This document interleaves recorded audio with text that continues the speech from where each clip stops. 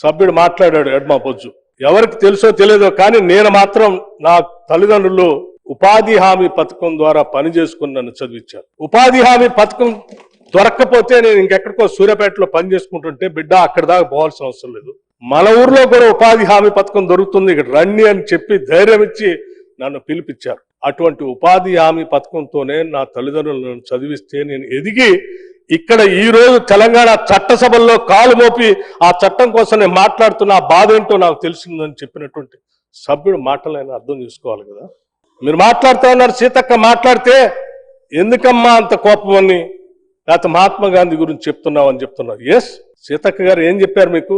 Mahatma Gandhi national employment guarantee scheme ద్వారా ఈ సమాజంలో బాధపడుతున్నటువంటి ఇబ్బంది పడుతున్నటువంటి పేదవాళ్ళకి ఆ చట్టం ద్వారా వాళ్ళకి ఏ రకంగా ఉపాధి దొరికింది, ఏ రకంగా ఆత్మగౌరవంతో బతికారు.